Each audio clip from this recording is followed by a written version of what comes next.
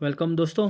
पिछली वीडियो में हमने हिंदू मैरिज एक्ट के इंट्रोडक्शन को देखा, जिसमें हमें कुछ जो चीज़ें हैं वो कहने कुछ जो चीज़ें हैं जो डिस्कस करने को रह गई थी, जिसे हम इस वीडियो में देखेंगे। साथ ही साथ हम इस वीडियो में हिंदू की डेफिनेशन को समझेंगे कि कौन कौन जो है वो हिंदू माने गए हैं according to Hindu marriage act. तो सबसे पहले जो है हम इंट्रोडक्शन का जो पार्ट रह गया था उसको देखते हैं कि जो हिंदू लॉ है वो क्या है, सैक्रामेंट है। सैक्रामेंट है यानी कि हिंदू लॉ जो है वो सैक्रामेंट है, वो कॉन्ट्रेक्चुअल नहीं है, यानी कि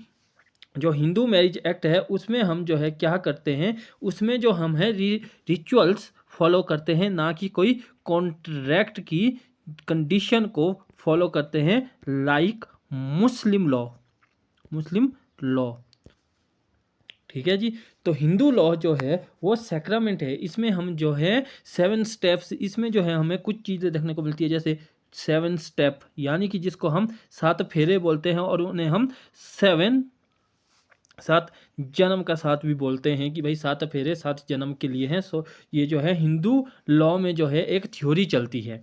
ठीक है जी। और हिंदू लॉ में अब जो है हिंदू लॉ ना सैक्रामेंट रह गया है, ना ही फुली कॉन्ट्रेक्चुअल हो चुका है। हिंदू लॉ के, हिंदू मैरिज एक्ट के कुछ प्रोविज़न जो है वो सैक्रामेंट है और कुछ कॉन्ट्रेक्चुअल है, जैसे कि जो डिवोर्स है और कंडीशन ऑफ हिंदू मैरिज है, ये जो है दोनों ये हो चुके हैं कॉन्ट्रेक्चुअल। क्योंकि डिवोर्स जो है किसी, जब आप मैरिज को डिसॉल्व कर रहे हैं तो मतलब आप एक कॉन्ट्रैक्ट में थे जिसको आप ख़त्म कर रहे हैं। ठीक है जी। और सर के जो कंडीशंस है हिंदू मैरिज की, जिसमें बोला गया है कि ब्राइड और ब्राइडग्रूम की जो एज है, ब्राइड की 18, ब्राइडग्रूम की 21 कंप्लीट होनी चाहिए। ये जो है एक कंडीशन डाली गई है, लाइक कॉन्ट्रैक्ट, कि भाई एक वैलिड कॉन्ट्रैक्ट के लिए आपका मेजर होना कंपलसरी है। उसी तरीके से एक वैलिड मैरिज के लिए आपका ब्राइड की एज 18 साल और ब्राइडग्रूम की एज जो है वो 21 साल होनी कंपलसरी है। तो ये जो कुछ प्रोविज़न है ये हमें हिंदू मैरिज एक्ट में अब कॉन्ट्रेक्चुअल रूप में देखने को मिलते हैं। बाकी जो हिंदू मैरिज एक्ट है वो सैक्रामेंट है, वो एक होली संस्कार है, सैक्रामेंट है। ये कोई कॉन्ट्रेक्चुअल नहीं है, ये कोई कॉन्ट्रेक्चुअल मैरिज नहीं है। तो चलते हैं आगे, जिसमें हम आज जो है डेफिनेशन देखेंगे हिंदू की जो सेक्शन 2 हिंदू मैरिज एक्ट हमें बताता है। अब जो सेक्शन 2 है वो बात करता है हु इज हिंदू, कि हिंदू एक्चुअल में है कौन। ये जो हिंदू मैरिज एक्ट है ये एक्चुअल में अप्लाई होता किस पे है, कौन है ये जो हिंदू है। तो according to section 2 of Hindu marriage act, सबसे पहली जो ये कंडीशन बताता है कि हिंदू कौन है, हु इज हिंदू, तो वो बताता है any person who is Hindu bye religion, who is Hindu bye religion यानी कि कोई भी ऐसा पर्सन जो हिंदू बाय रिलीजन है उसे इस एक्ट के अकॉर्डिंग हिंदू माना गया है। अब हिंदू बाय रिलीजन का मतलब क्या है? हिंदू बाय रिलीजन का मतलब है जो कोई भी ऐसा पर्सन जो हिंदू लॉ या हिंदू कस्टम रिचुअल्स को फॉलो करता है, या उसके पेरेंट्स जो है वो हिंदू कस्टम और रिचुअल्स को फॉलो करते थे, तो उसे जो है हिंदू बाय रिलीजन बोला गया है। और इसके साथ साथ बोला गया है कोई भी पर्सन जो वैश्वा है, लिंगयात है, और साथ ही साथ फॉलोअर ऑफ ब्रह्मो पार्थेयन और आर्य समाज, इनका जो फॉलोअर है, ब्रह्मोपार्थियन और आर्य समाज का जो फॉलोअर है, कोई विश्वा है, कोई लिंग्यात है, उन्हें भी जो है हिंदू मैरिज एक्ट के अकॉर्डिंग हिंदू माना गया है। तो अगर हम सिंपल शब्दों में समझें कि हिंदू मैरिज एक्ट के अकॉर्डिंग हिंदू कौन है। सबसे पहले बात, कोई भी पर्सन जो हिंदू बाय रिलीजन है, यानी कि हिंदू रिलीजन के जो कस्टम है, यूजेज है, उनको फॉलो करता है, उसे भी हम हिंदू मानते हैं। दूसरी बात, कोई भी विश्वा है, लिंगायत है, उसे भी हम जो है हिंदू मानते हैं। कोई भी पर्सन है जो फॉलो करता है किसको, ब्रह्मो समाज को, पार्थायन को और आर्य समाज को, तो वो भी जो है वो हिंदू माना गया है, उस पर्सन को भी जो हिंदू माना गया है। और जो अगला जो डेफिनेशन है हिंदू की, जो अदर है, वो कौन कौन इंक्लूड होते हैं, उसमें बोला गया है कि भाई कोई भी पर्सन, एनी पर्सन, कोई भी पर्सन जो क्या है, जो है बुद्धिस्ट है, जैन है,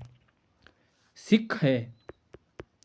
बुद्धिस्ट है, जैन है, सिख है, ये तीनों रिलीजन जो है, इन तीनों रिलीजन के जो भी पर्सन है, वो क्या है, वो हिंदू बाय रिलीजन माने गए हैं, वो हिंदू बाय रिलीजन माने गए हैं according to Hindu marriage act.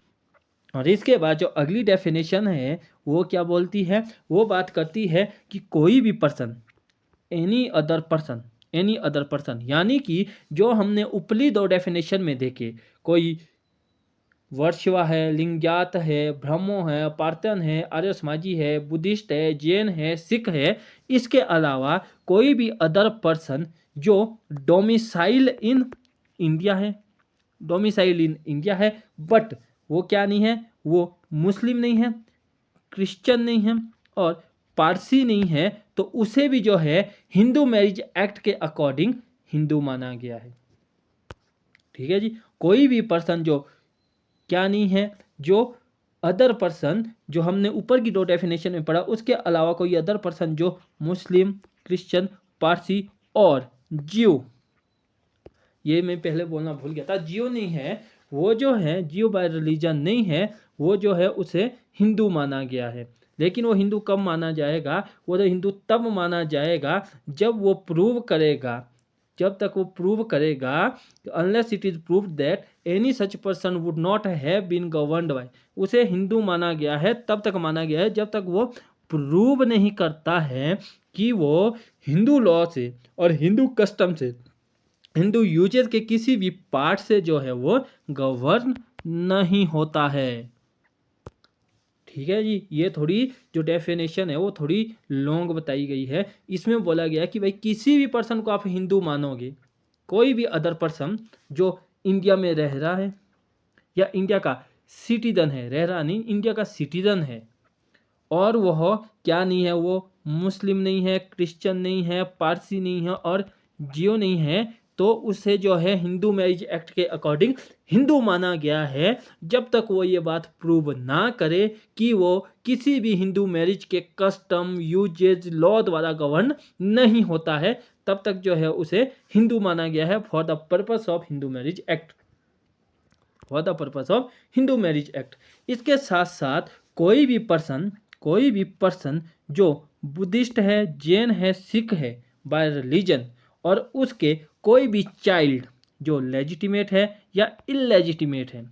कोई भी ऐसा चाइल्ड जो लेजिटिमेट है, इलेजिटिमेट है, और उसके जो पेरेंट्स हैं वो है क्या है, वो बुद्धिस्ट है, जैन है, सिख है, हिंदू है और बाय रिलीजन, तो उस चाइल्ड को भी जो क्या माना गया है, उस चाइल्ड को भी जो है वो हिंदू माना गया है for the purpose of this act. और इसमें एक इंटरेस्टिंग बात और बोली गई है कि एनी चाइल्ड, कोई भी चाइल्ड जिसका जो है एक parents, one of the parents क्या है, one of the parents Hindu है, बुद्धिस्ट है, जैन है, सिख है, यदि कोई भी एक पेरेंट्स किसी भी चाइल्ड का, चाहे वो लेजिटिमेट है, इलेजिटिमेट है, उसका एक पेरेंट क्या है, वो हिंदू है, बुद्धिस्ट है, जैन है बाय रिलीजन, और जो वो चाइल्ड है उसको ब्रॉट अप, यानी कि उसका पालन पोषण किया गया है कैसे, as a member of Hindu, तो अगर उसका पालन पोषण हिंदू ग्रुप, ट्राइबल कम्युनिटी या हिंदू या बुद्धिस्ट, जैन, सिख किसी भी रिलीजन की कम्युनिटी के तहत, किसी भी रिलीजन के तहत उसका जो है अगर आपने पालन पोषण किया है, उसका ब्रॉटअप किया है, तो वो चाइल्ड भी जो है वो माना गया है Hindu according to Hindu marriage act, according to Hindu marriage act उसको भी हिंदू माना गया है। अगली जो डेफिनेशन है वो बात करती है कि कोई भी पर्सन जो कन्वर्ट हो रहा है हिंदू में या रिकन्वर्ट हो रहा है हिंदू, बुद्धिस्ट, जैन, सिख में, तो हिंदू मैरिज एक्ट के लिए वो पर्सन भी हिंदू माना गया है। हिंदू मैरिज एक्ट के लिए वो पर्सन भी हिंदू माना गया है। इसके बाद अगली जो डेफिनेशन बोलती है वो बात करती है कि हिंदू मैरिज एक्ट के सेक्शन 2 में, सेक्शन 2 सब सेक्शन 1 में जो भी बोला गया है वो अप्लाई नहीं होगा किसके ऊपर, ट्राइबल्स के ऊपर। वो ट्राइबल्स के ऊपर, schedule tribe SC, schedule tribes के ऊपर अप्लाई नहीं होगा। शेड्यूल ट्राइब्स के ऊपर वो अप्लाई, ST जिसको हम ST बोलते हैं शॉर्ट फॉर्म में, शेड्यूल ट्राइब्स के ऊपर वो अप्लाई नहीं होगा जब तक कि, कब तक नहीं होगा, जब तक सेंट्रल गवर्नमेंट जो है ऑफिशियल नोटिफिकेशन निकाल कर उस चीज़ को या उस एक्ट, हिंदू मैरिज एक्ट के सेक्शन 2 के किसी पार्ट को ट्राइबल्स के ऊपर अप्लाई नहीं कर देती, तब तक जो है ये एक्ट ट्राइबल के ऊपर अप्लाई नहीं होगा। तो आज की वीडियो में इतना ही। नेक्स्ट वीडियो में हम हिंदू मैरिज एक्ट के सेक्शन 3 को देखेंगे, जिसमें हम बात करेंगे कुछ डेफिनेशंस की, जिसमें हम स्पिंडा रिलेशनशिप भी देखेंगे, प्रोहिबिटरी डिग्री रिलेशनशिप भी देखेंगे, साथ ही साथ full blood, half blood relationship भी देखेंगे, और साथ ही साथ हम इसमें समझेंगे definition of court, district court क्या है, साथ ही साथ हम जो कस्टम है, यूजेज है, उनका क्या मतलब है, उस चीज़ को भी जो है समझेंगे, वो हम देखेंगे नेक्स्ट वीडियो में। तो आज के लिए इतना ही, मिलते हैं आपसे नेक्स्ट वीडियो में।